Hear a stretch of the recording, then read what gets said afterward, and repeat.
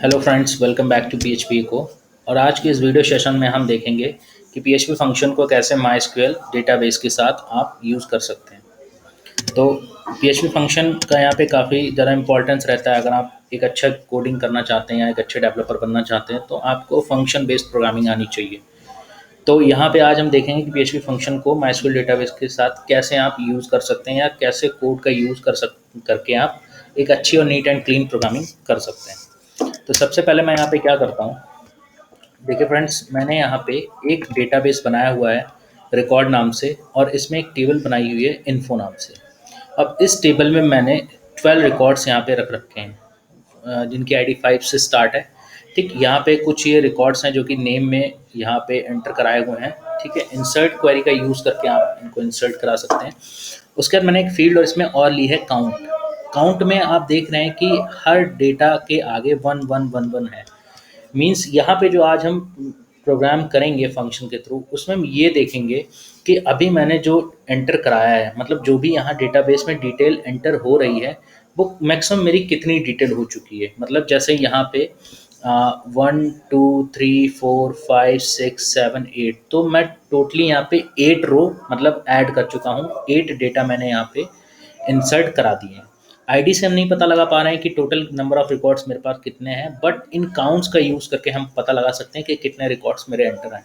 तो आज हम यहाँ पे पीएचपी फंक्शन का यूज़ करेंगे। ठीक है, तो चलिए शुरू करते हैं। सबसे पहले हम क्या करते हैं, यहाँ पे पीएचपी कोड्स यूज़ कर लेते हैं। ठीक, अब इसको मैं पहले सेव करा लेता हूँ। सेव कराने का हमारा तरीका वही है, वैम्प में www के अंदर, और यहाँ पे मैं एक फोल्डर बना लेता हूँ पीएचपी फंक्शन, और इसमें मैं इसको सेव कर लेता हूँ index.php। अब फ्रेंड्स, हम यहाँ पे क्या करेंगे, सबसे पहले हमें क्या करना है, डेटाबेस का यूज़ करना है। तो पहले हम डेटाबेस कनेक्शन बना लेते हैं। तो हमारी भाई $कनेक्ट यहाँ पे वेरिएबल लिया और mysql_connect। सबसे पहले हम यहाँ पे क्या लिखेंगे, सर्वर का नेम यानी लोकल होस्ट हम यूज़ कर रहे हैं।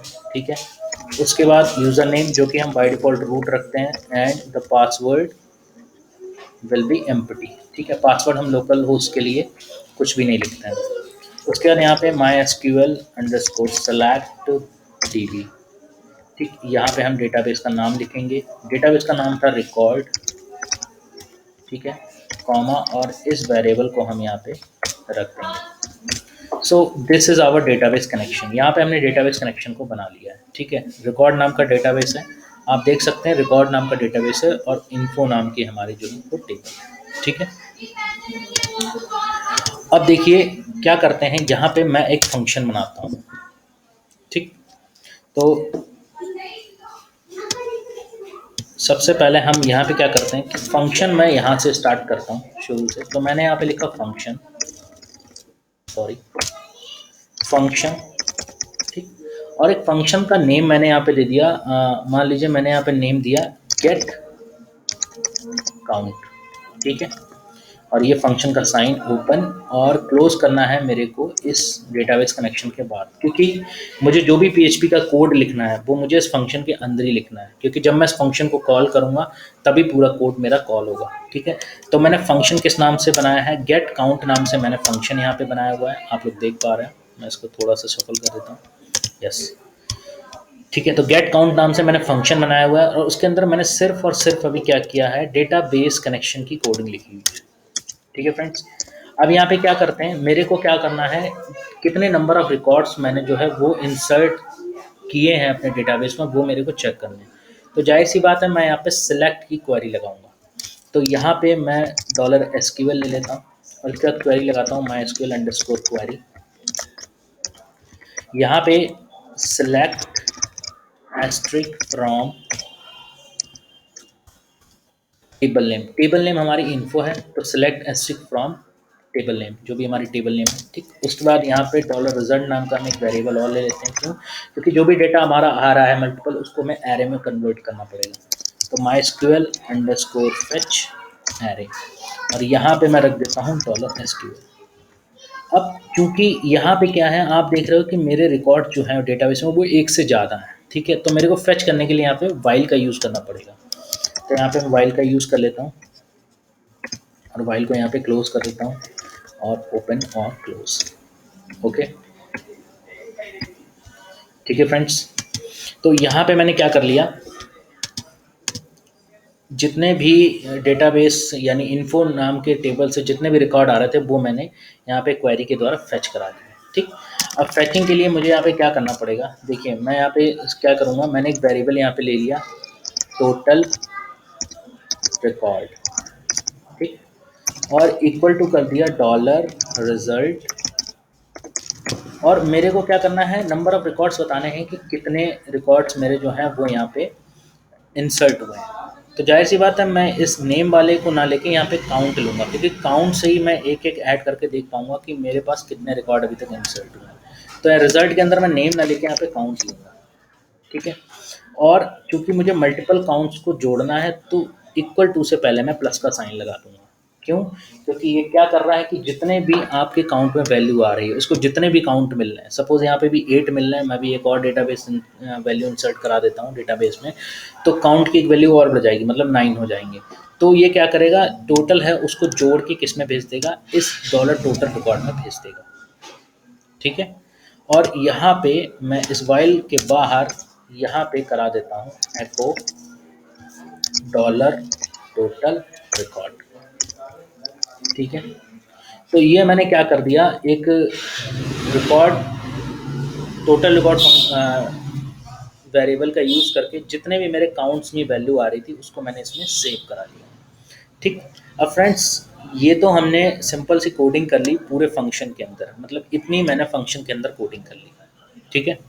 अब मैं क्या करूँगा, जब मैं इस पेज को चलाऊँगा, मतलब जब मैं इसको लोकल होस्ट के थ्रू एक्सेस करूँगा, तो ये कोड मेरा तब तक नहीं काम करेगा जब तक हम क्या नहीं कर लेंगे, इस फंक्शन को कॉल नहीं कर लेंगे। देखिए यहाँ पे सिर्फ मैंने एक फंक्शन बनाया है, मैंने फंक्शन को कॉल नहीं किया है। तो पहले इसको एक बार हम लोग चला के देखते हैं। यहाँ पे मैं इसमें लिखता हूँ लोकल होस्ट, लोकल होस्ट में यहाँ पे हम जाते हैं PHP फंक्शन। ओके, तो यहाँ पे आप देख रहे हैं सिर्फ कमेंट आ रही है PHP function this MySQL database, ठीक है। अब मैं क्या करता हूँ, इस फंक्शन के बाहर इस फंक्शन को क्या करता हूँ, कॉल कराता हूँ, कॉल कराना पड़ेगा।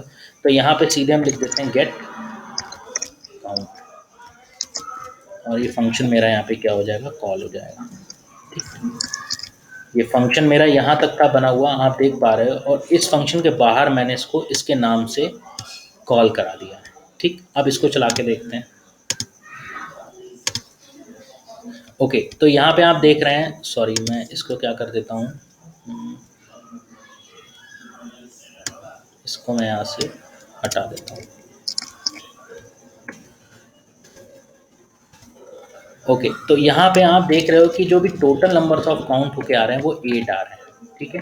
मैं क्या करता हूँ, यहाँ पे एक और डेटा को एंटर कराता हूँ। जैसे यहाँ पे मैं इंसर्ट पे जाता हूँ, मैं मैनुअली एंटर कराता हूँ, और नेम मैंने लिख दिया मान लीजिए जावा स्क्रिप्ट, और काउंट में मैंने फिर से डाल दिया 1 एंड गो, ठीक। तो अभी आप देख रहे हो यहाँ पे एक नया डेटा ऐड हुआ है जावा स्क्रिप्ट नाम से, ठीक है। लेकिन जब यहाँ पे मैं रिफ्रेश करूँगा तो ये 8 नहीं रहेगा, ये फिर से मेरे को काउंट करके बता देगा। यस, देखिए इसने बता दिया कि अब जो डेटाबेस की वैल्यू है वो कितनी है, 9 है। आप देख सकते हैं यहाँ पे काउंट भी कर सकते हैं, 1 2 3 4 5 6 7 8 9, ठीक। तो ये 9 रिकॉर्ड्स मेरे को बता रहा है कि आपने 9 रिकॉर्ड्स यूज़ कर लिया। अब फ्रेंड्स इसमें सबसे अच्छी बात क्या है, फंक्शन का यूज़ करना, ठीक है।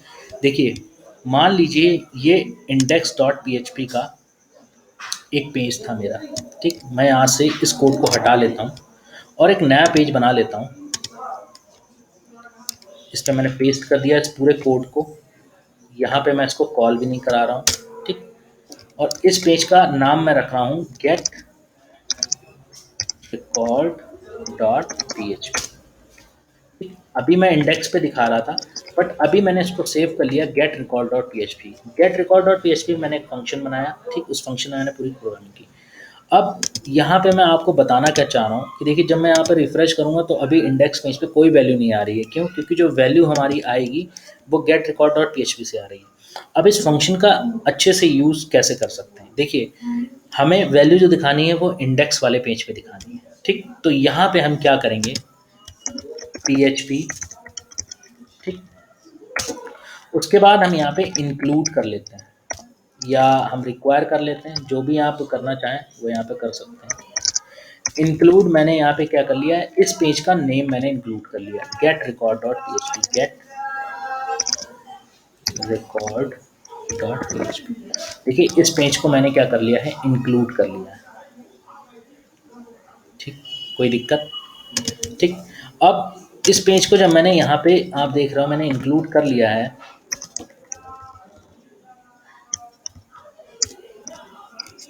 ठीक है। तो अब इस पेज जो इंडेक्स पेज है इस पे मुझे कोडिंग नहीं करनी पड़ रही, मतलब ये जो फंक्शन है वो मैंने get record dot P H P पे बना लिया, मतलब मैंने जो मेजॉरिटी ऑफ कोडिंग है वो मैंने इस पेज पे कर रखी है, बट मैं डेटा जो दिखाना है वो इंडेक्स पेज पे दिखाना है।